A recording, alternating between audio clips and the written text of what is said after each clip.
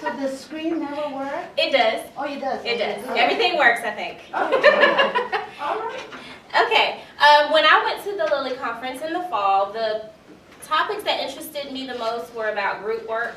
And so what I did was present one of the sessions and some of the ideas from that session, but then since I was going to have a captive audience, I also put in some things about active engagement. And so some of the tools will help with flipping the classroom, so I hope this is helpful for you all. So one of the ones that I got a lot of ideas from was using groups wisely and well, and this was by Dr. Barbara Millis. And so what she talked about was a lot of the things she does with playing cards. And it just really was interesting to me because I had never seen that before. And so what she does, she bases groups of 4 on playing cards. And she would do it by putting the suits together, and then she would put them in groups, and she would give her groups folders, and the folders might have round table papers, and I don't know where mine went, but I'll show you an example of one of the ones we did in our group. Clicker cards, which I will show you a little bit later, and just different materials that the students might be working on together within the group that day. So any information was in the folder, and then she would maybe say, all the diamonds, come get your group's folder, that kind of thing. She even had her grade book or her grade sheet set up that way as well, and so it made it easier for her to make notes and that kind of thing based on the groups. And one of the other things she talked about was the fact that she would use the suits of the cards to report out. So instead of waiting for volunteers and there being this long silence, she would say, I would like all of the diamonds, or or she might call specific cards, the ace of clubs, like that person would speak. And so she said she made it a point to never say how many volunteers she would call, so that everyone would still be paying attention, but she would say she'd call as many as she could. So just from seeing this, it made me think of some different things I could do this semester, and I've done some of them, not everything I wanted to do. So for 2 of my groups, 2 of my classes, I did divide them into groups using the cards, but I grouped them once by, I put all the kings, queens together, that kind of thing. But then the other thing I did was put all the clubs together, all the hearts together. And so they had 2 different groups where they got to interact with different people and not just the same ones. So one group was for their face-to-face activities, and then the other group was for the discussion board. And so sometimes they would even do things like discuss with their in-group class what they talked about in their discussion board groups. And so for most students, it seemed to work really well, and I got a lot of positive feedback. And I just put some of it there. So they really felt like they got to hear a lot of different opinions, and they were able to interact with different people. And so there were some, I guess, downsides or negatives. Some people said, I'm not a huge fan of group work, but I realize it helps some people. And I told students that, and we understand that. Some different people need different things. And then one person wanted to have a different group each week or in the second half of the semester or something, and they were voted down. So, but I tried. So let's see. Then what we did in our discussion group, and I didn't know how much time we have, and so we probably won't do it, but she gave us a sample paper that she would give to one of her students, or to the students in their folders. And this one talks about cooperative learning. What are some of the barriers that might exist in a classroom, or in that students might bring into the classroom, or that a university may have, that kind of thing. So with this round table paper, each of us had to write down an idea and then pass it, and we'd say out loud what we were writing, and we'd pass it, and we kept passing until time was up. And what we did after that was the problem solving, the structured problem solving, numbered heads together. We chose one of those barriers and talked about, well, what could we do? What are some solutions? And so that was a lot of fun. And then each group had someone stand up. She decided who it would be. And that person kind of reported what their solution was, or what their solution was for that one problem.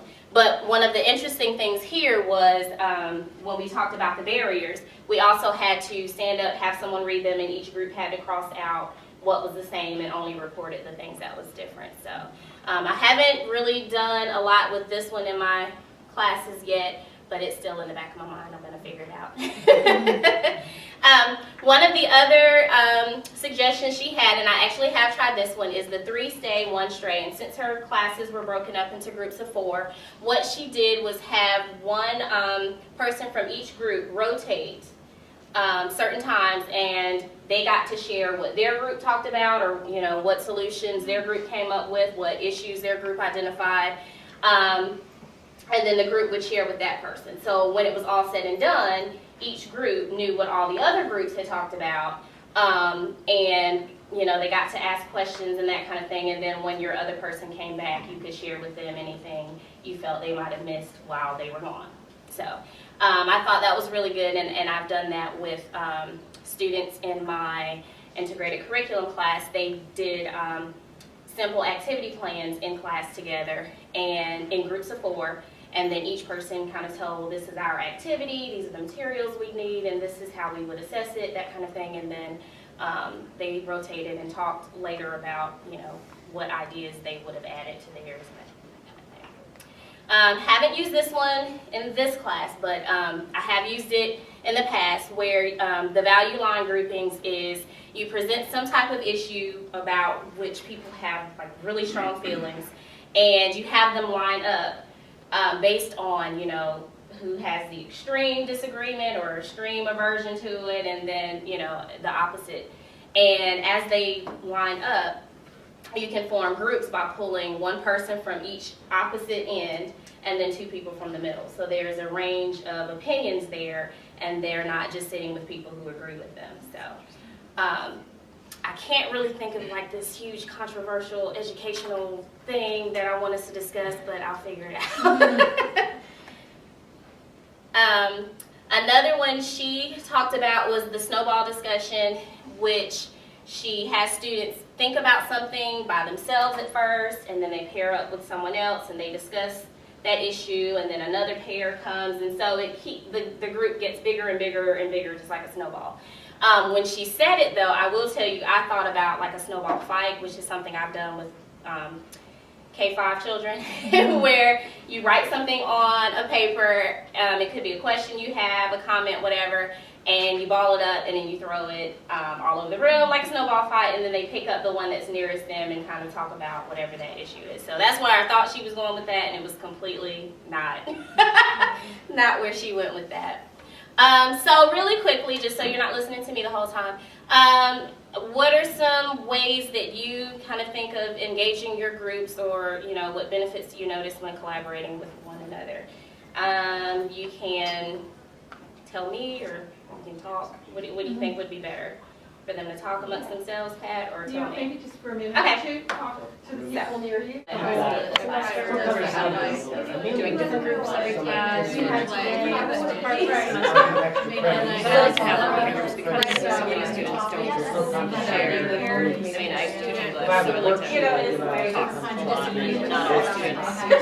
What they have to do is when they get into groups, they all are talking. So I like for that because I hear what you're saying, and I know that they're. Okay, is there anyone that would like to share like a different activity or a different idea that was not presented here that you do? Or do you want to move on? Okay, so then, like I said, I thought about her things, but I also was like, well, there'll be a lot of teachers and professors there, so I really loved total participation techniques, using those, and I try to use those as much as I can in my classes. So here are some of my favorite ones that I've used. This one I have not done with my students, but with the gallery walk, or with my university students. But with the gallery walk, it's, groups work on their presentations or their charts, or, whatever it is they're working on. And then they hang them in different parts of the room. And just like you would at an art show, you kind of walk around, and each group leaves a spokesperson there to maybe answer any questions that people that are rotating may have. And then you can leave comments or, questions and that kind of thing on sticky notes, and then the groups go back later to see their posters and see what comments were left for them. So that's one of my favorites. This one, visible quizzes. I don't do a lot of multiple choice now, but just with, I guess, formative assessment where you're trying to get a quick understanding of where everyone is. One thing I did often with fifth graders on down was letting them hold up the letter card or maybe the number card for if it was like a math problem or something like that. But then here are some digital tools that I'll show you in just a second. And then Poll Everywhere is one as well. My students last semester and I were talking about what are the differences between preferences and their must-haves, I guess, when they're working with a teacher assistant and that kind of thing. And so we took different quizzes on, okay, is this something I have to have, or is this something I can be a little more flexible on? And so this was actually a screenshot of one of the things they talked about. Punctuality. Is it a priority? Is it, yeah, I prefer it, you know, but if I'm not on time, I'm okay with that, and then it's, yeah, I'll show up when I show up. So luckily none of them picked the first one.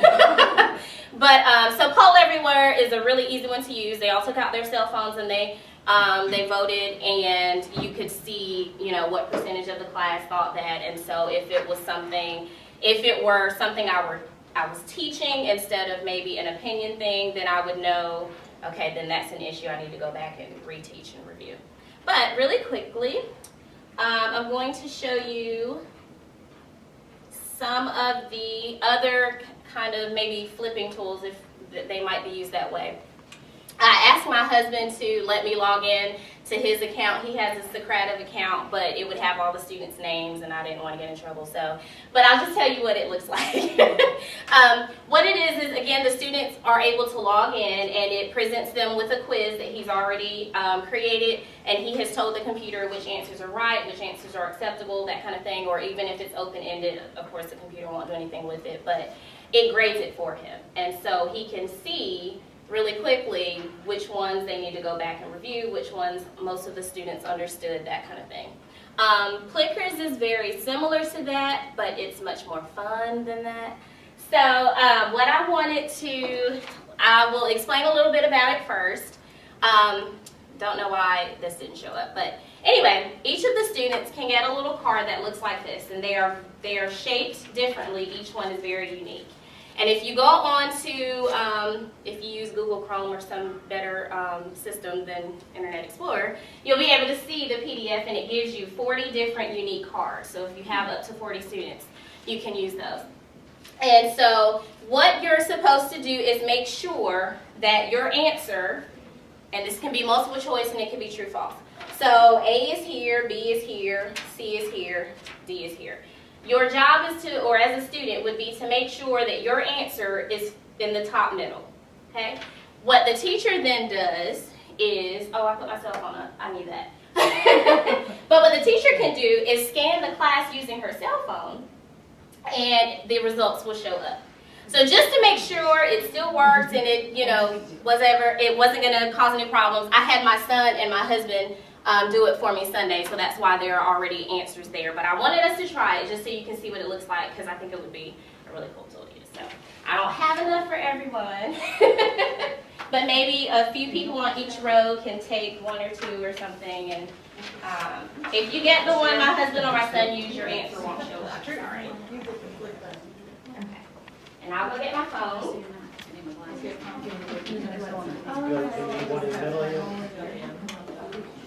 Trying to figure out what she's doing here. I'm not sure what she's doing.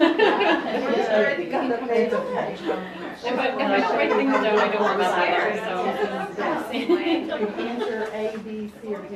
This is kind of like a cellular type of version of like smartboard that we're things. You just say the answer how many That way? Yes, yeah. The answer Yes, we are. Okay, so let's look at the first one. Demo class. I think that's how it goes. Okay. So let's look at the first question. You're likely maybe to use clickers in your classroom, and it doesn't matter if your answer is actually true, but pick whatever your answer is, and I need you to hold up your sheet for me and make sure that whatever your answer is going to be in the top middle.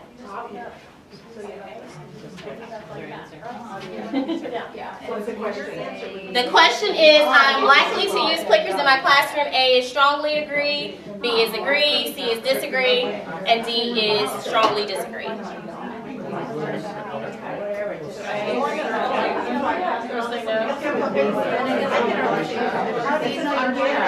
What'd you say? How do you know you get it? With your cell phone? It'll pop up. Did you guys pick B?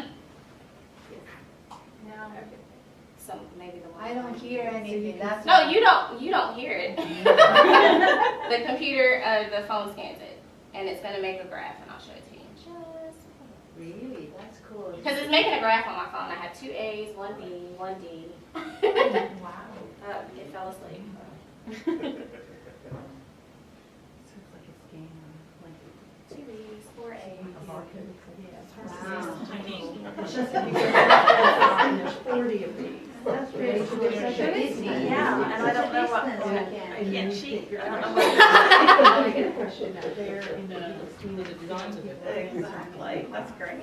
Get the graph. Yes. I'm really, okay, here it is. You can see there. We did some tricks. And I'm thinking maybe because we're using Internet Explorer, and I don't use this for anything ever. But, yeah, it does. So based on what has shown up, there were 3 A's, 3 B's, 1 C, 1 D, and that kind of thing. And so I didn't count to see how many people had them. You know, I would know that number and what number I needed to go to if it were my class. But so I think it's really easy and it's really cool. So it does the exact same thing Socrative does. If I had told it there was a right or wrong answer, it would have registered that as well. But this, you know, your opinion is your opinion, so it's not right or wrong. But it would have told with the graph how many got it right, how many got it wrong, that kind of thing. So that's Plickers. Is this is this open source or is this this one here, Clickers? Is this a free product? Oh, I don't tell people about stuff you have to pay for. There's too much free stuff out there. So they can't assign it back to an individual student? I can, but I couldn't do that because I didn't know who was coming here. Right. But yes, you can set up, like this said demo class. Hold on, I'll show you just a moment. Where it says classes, if you entered in your students' names and you assign them a number, like each of them has its own unique number. Oh, I see. Oh, it does? Yeah. Okay. So yours around, or whoever has the closest one, there's a number on each side. What number is yours? So we're number. Okay. So yeah, you would tell the computer which student is number 1, and that would be the only one they would use. So every time you would know what number 1 picks. And she would know the answer to this. And here's another one. Well, let me tell you about it first. This one's called Edpuzzle, and what it does is it allows you to take a video, and I haven't figured out yet whether it can only be like a YouTube video, but that's still not a problem because you can make a YouTube video out of whatever you want. But what it does is allows you to stop the video and then quiz whoever is watching it. And so next year when I turn one of my courses into an online course, this is something I want to put in there. And just like with Plickers and Socrative and all of that, you will have told it ahead of time what the correct answer is, and it will grade it and tell you, it even tells you how many times they reviewed it and stopped it and replayed it, and it gives you all kinds of information. So really quickly, and this was only like 30 seconds long, I'll give you a demonstration of what I'm thinking about trying to do with my phonics course. I don't know if the volume's up, so I might not be able to let you, okay, I think you'll be able to hear it. First of all, a phoneme is the smallest unit of sound in a spoken word. Okay, so then it asks, what is a phoneme? And so I'll just put something there and we'll move on. English has about 41 to 44 phonemes. Okay, then it asks how many phonemes does English have. So it's a way to, you know, if you're not there with the student, and it could even work with, you know, P12 students, I'm sure. But to give them kind of some stopping points or helping them to understand what the key ideas are. And then again, you get to see their progress along the way. So that's Ed Puzzle. And I'm almost done because I know Justin has to go next. Okay, so I went over all of those. Then one of my favorite things to do is the inside-outside circle. And this is what it looks like with stick figures. I'll show you what it looks like with people on the next slide. But I form a group on the outside, and you know, it could be like the most talkative students, it could be, you know, some of the higher students or something like that. And then you would put some of the quieter ones that choose not to talk or that let the other ones usually do all the talking. You put them on the inside because the person on the inside responds to whatever the prompt may be. And sometimes I give question cards.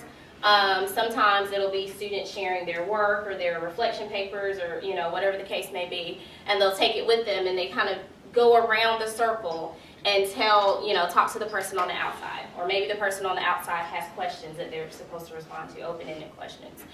Even with kindergartners, I did it, and they would have CVC words, a lot of CVC words that they would have to sound out and talk about, you know, how does it, what word did I just make it, or what words, that kind of thing. So the outside circle rotates?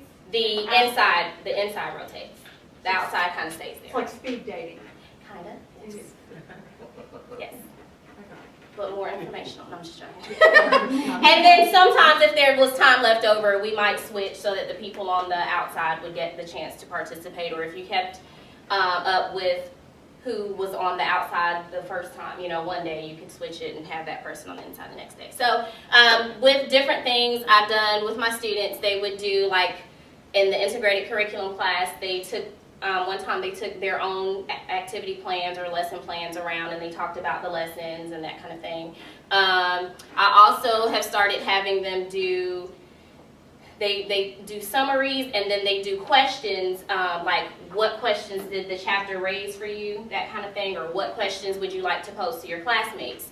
And so they ask each other ideas for, you know, well, what are some art activities you could do that also incorporate literacy, or what are, you know, and they ask each other their questions. So they take their index cards around and do that. Another one in a different class, in a graduate class, we had a literature study. They were reading a book called Being Bad. And so one time I gave the people on the outside questions about the book, and then they got to hear a lot of different responses to those questions as different people rotated by.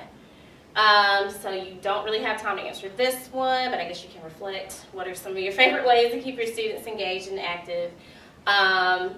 But really quickly, are there any questions or comments or anything that I might be able to answer about any of this? I know I've talked really, really quickly. You know, Tarpina, one thing I'm thinking of is our students come to us and they're used to these classroom environments from K to 12. And sometimes it's a real adjustment for them if all they do is come and sit in a seat. And they are I not wouldn't want to come happy. and sit. Yeah, it's like if you get a glimpse at what's going on, it's really difficult for, I hear it a lot from the students, you know, they're not used to just sitting there listening to a lecture, you know, and they want to be involved and they want to do these kinds of things because that's what they have been doing for 12 years, you know. Something to think about. Okay, well then outside of that, I just put my email address, which I'm sure you guys can look up online if you wanted to. So, but that's my portion of the presentation. If you guys don't have any other Would you be questions. willing to share your PowerPoint and I can Sure. mail it out? Absolutely. So people can have it. I have to shorten it because it goes on to other sessions because I thought I had to summarize every session I went to, and apparently I didn't. So, but yeah. Okay, your turn. Thank you, Tricia. Thanks a lot.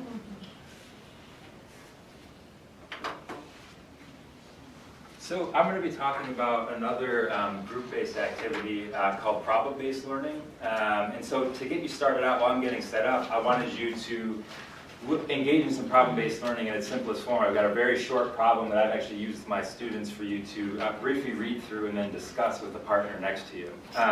So I'll pass that out if you want to read through it, and discuss for a minute or so with your partner, and then I'll get the rest set up. I thought there were only going to be 5 people here. According to Pat, that's how many signed up. So I've got about 12, so I think most people can have an individual, or you can just partner off. Each read the same one.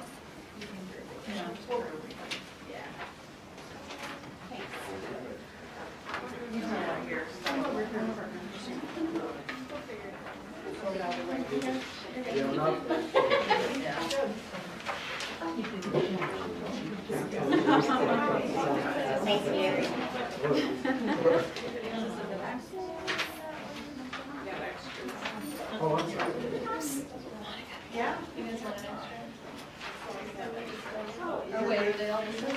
Oh, wait, yeah. So look at the side that has the public opinion problem on it, the short one with bullet points. The other side's more longer involved. That's just an example I'll show later. But focus on the public opinion problem about the senator and the gay marriage question.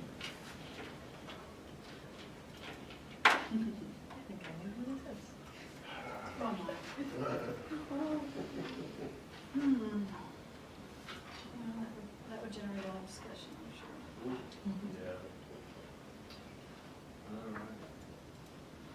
This is not even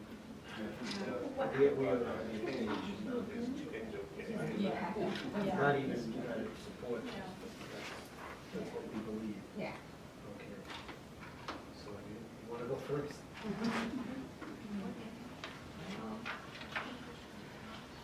So we have to decide which one to use. We're really happy we're not listening.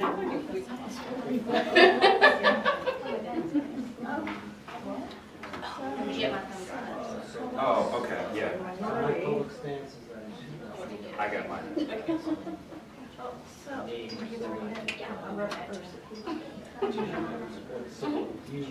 don't have very much slide.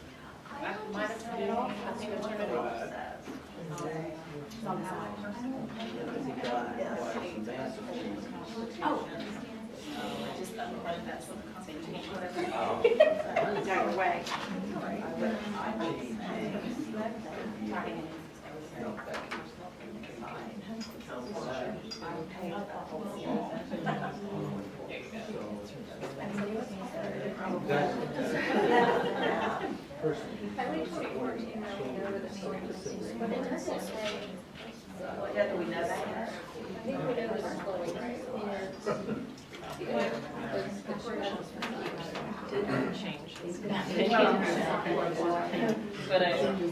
But it was a tough one trying to figure out what prudent thing to do. Right.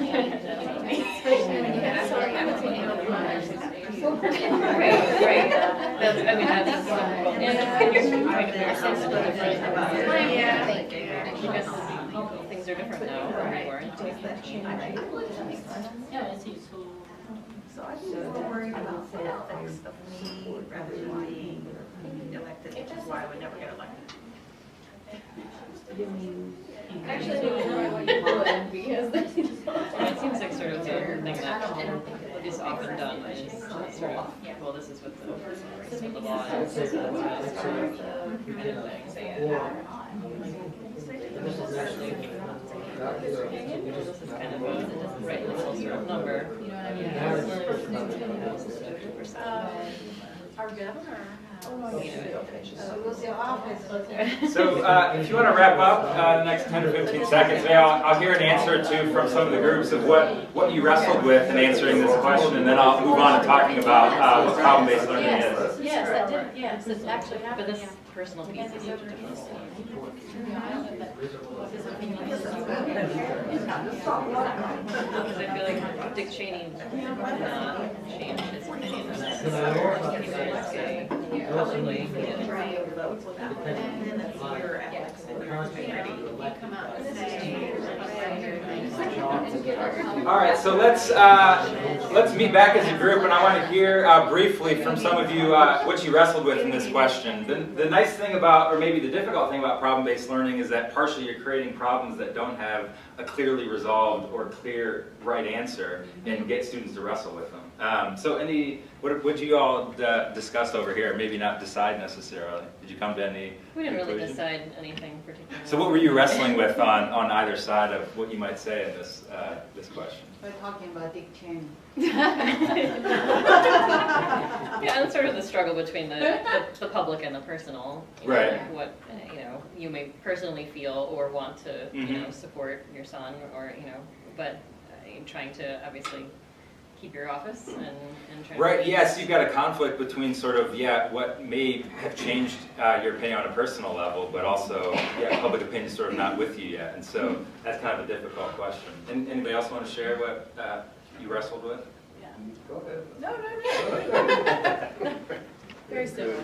Okay. Yeah, and so I use this when I talked about Congress, and in the chapter on Congress, it talks about different models of representation. And so the backdrop to students reading this is sort of thinking about, if you're an elected representative, should your goal be to vote your conscience and really do what you think is best for the country, regardless of what the public says, or should you use a model of representation where you're really there to just be a mirror to the public? So in other words, you're sort of the public embodied. So if, majority of your citizens, your constituents are in favor of something, should you sort of vote what they sort of would want? So that's kind of the conflict here. And so part of some of the key elements of problem-based learning, one is that you've sort of got difficult, or what's sometimes called in the literature, messy problems that are difficult ones with no clearly right answer or resolvable answer.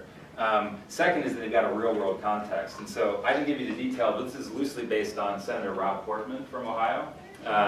So he's a Republican senator, been very in opposition to gay marriage, but his son came out as gay about a year or two ago, and so he actually switched his opinion on gay marriage as a result of that. Publicly? Yeah, he did publicly, yeah. So the situation where he was asked by a news reporter, and put on the spot, I don't think that happened. I think he kind of came out in favor in his own time, but it roughly models kind of a real-world situation. So part of the goal with problem-based learning is, if you're training accountants or if you're training counselors or teachers, giving them an issue and a problem where that they may actually face when they go into whatever profession they're actually going to go into. So problem-based learning has been adopted and used in most major disciplines because there's always issues or problems that sort of future professionals in whatever context they're going to go into might face. So the third part is applying course content to solve the problem. So you didn't have the backdrop of my national government class, but those ideas and those models of representation, students are kind of forced to bring those in and discuss those about what really is the best thing to do as a representative. How should I represent my constituents? So applying some class concepts and ideas ideally is in there as well. And then lastly, sort of thinking about the model as student-centered. That's kind of the whole idea with more group-based learning, is really getting students involved. You're sort of more on the side as the teacher, facilitating discussion. And so that's kind of the role, is students are engaged more self-directed, and you're sort of there to be the guide on the side in a lot of ways. So there's a variety of ways this can be done. So I gave you a simple example that you could use just in one class, take 15 minutes or less even. So they can be short problems, or they can be developed over the entire course, or even sort of how to restructure the way your course is taught. This is one chart from Teaching and Learning Center, I think at the University of Michigan, but they sort of tried to map out how this model differs from traditional sort of learning. And so really with problem-based learning, students are given these problems, and then they have to go through course content, whether it's the textbook or other information you've given them, to really pull out the key concepts that they need to identify to actually solve the problem. And then they're using those to learn and solve the problem. And so teachers are more, I say that the catch of this presentation today was let your students do the work. And in some ways you're letting your students do the work, but your work is a little bit different, especially if you're going to adopt this for an entire semester-long process to transform your course. You're doing more devising the cases, devising the problems, or gathering the problems, and then facilitating students actually kind of helping them work through it, but also the assessment on the back end of how well are they actually doing this process. So I gave you the one example. A second example is on the other side, and this is a little bit more lengthy one, but I've used this in class as well. So this gets students to think about what it would be like if they were a public servant, a public official acting as a firefighter. And so this is a case that's kind of provocative that usually gets students riled up, but it's about a town where the county residents aren't forced to pay taxes for the fire department. So the only way they get fire protection is if they send in a yearly fee on their own. And so there was a house, mobile home that was out in the county where the guy forgot to pay his fee. His house is burning up. He calls the fire department and he didn't pay his fee. And so they actually let his home burn to the ground. Interestingly, they let it burn to the ground while they were watching it because Is this real? his neighbor had paid the fee, and his neighbor called the fire department because he was worried the fire was going to spread to his house. So the fire department came out, watched to make sure the fire didn't spread, but they watched the guy's house actually burn down. And so, this kind of gets into a lot of different kind of concepts of thinking about being a public servant, especially if sort of frontline public servant. You know, to what extent should you follow the law? Because the firefighters called the mayor, and the mayor said the guy didn't pay his fee, you can't put it out. And so, should you go against sort of your superiors in the hierarchy, and does your conscience pull you to actually do something, especially if you're right there watching the house burn? And so, again, sort of I get students thinking in sort of a real-world context. A lot of political science students, may go on to work in some capacity in the public sector. So again, it's getting a real-world context to thinking about a problem. One other example I'll show you, and this one's a longer example, and one that was drawn out through a significant chunk of the semester. And this came from one of the presentations I saw at the Lilly conference.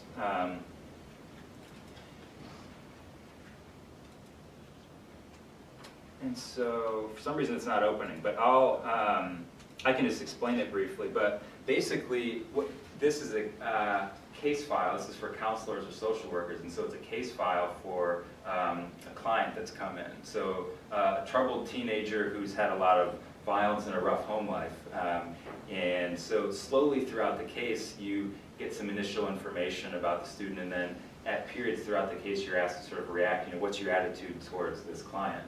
Initially it appears like he's a pretty bad guy, but then you sort of start unraveling as the case, as you read through, you learn more about his background, his family life, comes from a broken home, poverty and things like that. And so throughout the case, students are writing reactions throughout the semester as the teacher unravels the case, and sort of seeing how their perceptions of the client change, if at all. So eventually by the end,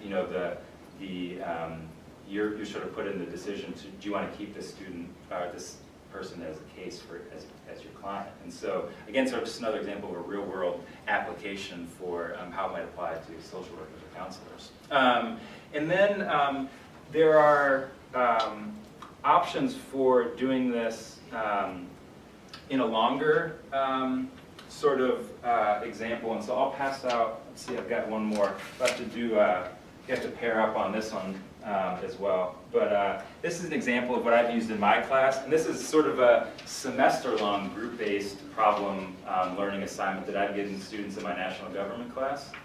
And so, for example, this semester I have students working on, they got to choose problems they were interested in. So some of them were working on the cost of college tuition and the problem of it rising so quickly and rapidly. Other students are focusing on the cost of college textbooks as kind of a microcosm of this larger cost of college issue. Some students are focusing on hunger. And when I taught in Detroit before I came down here, I had students focusing on issues like urban farming, urban agriculture, homelessness, basically whatever they're interested in, they can pick a topic. and do a semester-long project on it. And so they start out thinking about, we talk about how you define a problem and doing some research to sort of convince me and convince anybody else that this problem is actually important. But then as we go throughout the semester and we're learning about economics, talking about the market as a problem-solving mechanism, nonprofit groups, the government and government policy options, they're actually doing short in-class assignments and also at-home research assignments related to their particular problem. So it's asking them to apply what we're learning about the president and applying it to, could the president conceivably do anything to address the issue of college textbooks? From anything from as simple as mentioning it in the State of the Union address to using the broader powers the president has, like sort of the public speaking and public attention power that the president has to persuade the public to care about something. When we learn about Congress, learning about which congressional committees deal with education issues, and are there any senators, for example, who are actually interested in college tuition and have actually proposed bills to try and solve college tuition. So basically, it's kind of the culmination is a paper, 20 to 25 pages, written as a group together, where they identified a problem, discussed different solutions, discussed how different institutional actors in government can actually try to solve the problem, how can they help solve the problem, who are kind of some key players who may be on your side, which political parties might help or be against you.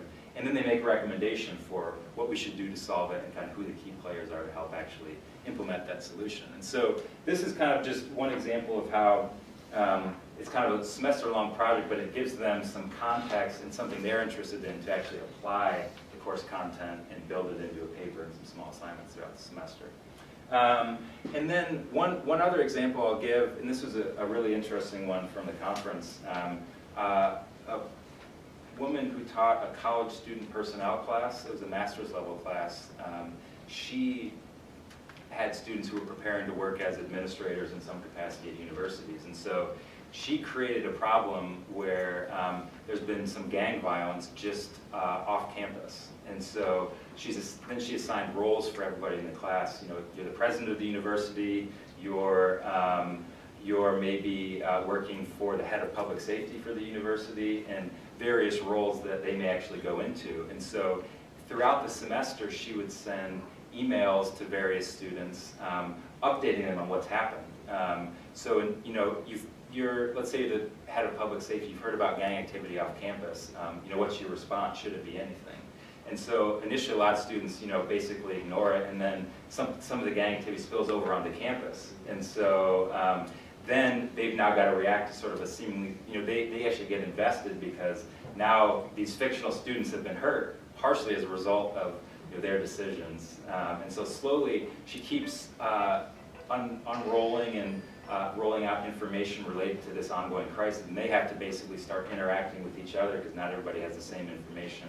Should you go tell the president, does the president need to start having meetings with key personnel to make sure that that they've got a coordinated action plan now that this problem has spilled over onto campus and may involve some students. And so I'm not doing the complexity of the problem justice, but you can sort of just, one of the big things for me for going to the conference was just seeing a variety of different examples for how you actually go about doing this and then trying to apply it to your disciplines. And so the end of the presentation, I'll send this out to you all. I've got a lot of different resources. If you're worried about how to actually implement this into my class, one of the easiest ways is to have somebody else do the work for you, and there's resources with hundreds and thousands of cases across different disciplines online. And so I listed several of those on here. So the University of Delaware has a great resource, and Harvard, their business school and their government sort of program, they've kind of built their whole curriculum around using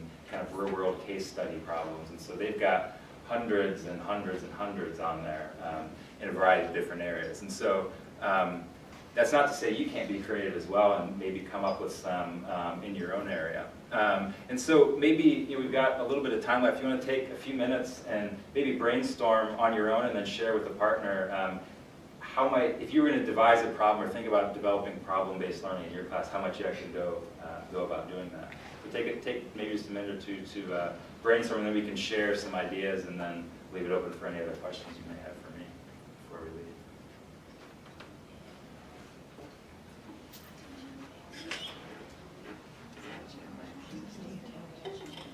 position and each I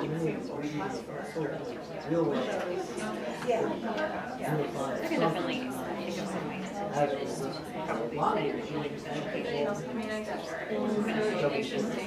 probably I do, I mean, I have students do like a proposition paper or proposal. They're making proposals right now to identify a problem and kind of propose some solutions. I kind of like the idea of making it like fuller. I'm not sure I can put it on a sticky one, but I think it's For the, Just saying, you know, trying to have this thing, I like the idea of having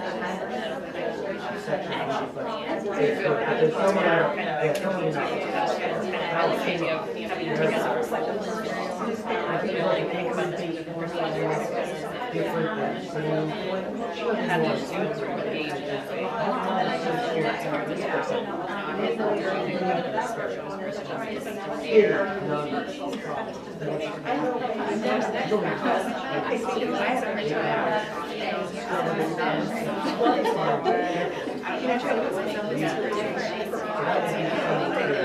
So if you're the Republican Party, what's your strategy for 2020, the next presidential election? Assuming they don't win this time around, how would you devise, based on, you could have them look at, sort of voter opinion polls and exit polls about why people voted for particular candidates, look at demographic trends and really put together a kind of a campaign strategy for how the Republican Party is going to win the next election. Or you can do the same thing for the Democratic Party as well, but basically getting them to sort of adopt the real world of kind of an election advisor, strategizer, and then they can start applying some of the kind of the key ideas, from the textbook about what they might actually do. So, anybody else have any examples or ideas you want to share? Mine is more in the field of sports. We are always dealing with controversies and all that stuff. And speaking about that, today I had a topic whereby a case, came where Converse, the shoe company, had a brand of shoes called Loaded Weapon. And then the debate was, are you going to endorse that type of shoes with that name, Yeah, so they could be, maybe you're a player or you're a team manager or something. Yes, You've got to decide, do we want to have the team adopt these shoes? Yes. Does the team really want? Yes. That'd be interesting, yeah. We had that discussion, and we brought out a lot of gun proponents, defenders of the Second Amendment, and say we could do that, there's no way we could be politically correct because we love our Second Amendment, so loaded weapon is fine, While others say, why are you doing that? Because we have problems of gun violence, and there are debates about controlling guns and all that. What should we do? Do we continue doing that, adopt that name, or just leave it altogether, Yeah. So the debate goes back and forth with the ones that want guns. And I gave them an example so that nobody wants the Second Amendment to go away, but we want to control, the guns to see who has it. And then I asked them, why do you think the presidential candidates did not want people to be armed during their convention in Cleveland, All of them said, no guns, no guns, And those are very strong proponents of Second Amendment, and yet they didn't want guns, so why do you think that's Any other examples or questions, if you got some for me? Yeah. I have an example that I have used, Uh-huh. and I teach in the Department of Business, primarily healthcare administration, and this is an activity for organizational mergers and acquisitions and the experiences of employees when that occurs, because it's very traumatic. But I don't tell the students what we're going to do beforehand. But this is usually at least halfway through the semester. And I walk into class, and I have a little stack of small papers like this, and on them I have a letter and a number. And I just walk around and lay one down in front of each student. And then I firmly, which is not really in my nature, I firmly go to the front of the room and I start with the front row of tables and I say, all right, this is row A, this is row B, this is row C, and this is row D. And the seat numbers are 1, 2, 3, 4, 5, 6, and so on. Everyone move to your new assigned seat. And they all look around, and I said, seriously, move. And so they do, and they're very, very nervous, and they're seated, and then I proceed with class. There's no explanation. And their behavior is really interesting because they're looking at each other and they're just not sure. And then at the end of class, I explain, this is what happens when organizations merge and employees don't know if they'll have a job. They don't know who they'll be working with. They don't know where they'll be working. They may be working in a different job, and I'll always make sure that someone has to adjust the lights or do something that they haven't done before. And employees have a lot of anxiety when this occurs. Tell me how you felt, and I make a list of all of their feelings. Anxious, isolated, angry, upset. I had one student who started crying. I had one student who started whistling and whistled through the entire class and didn't realize what he was doing. And when I asked him, what were your feelings? He said, I will tell you, I do not handle change well. And I said, really, why were you whistling? And he had no idea that he was whistling. And when we finish this, I then say, now you have to understand, I teach once a week, 3 credit hour evening classes primarily, so they're in this new situation for a long time. I tell them, this is how your employees are going to feel if you have major changes. If you merge with another organization, if you are acquired by another organization, people will not function well. And you need to experience that in order to totally understand that. I've worked for organizations that have merged, been bought out, whatever, and it's a nightmare.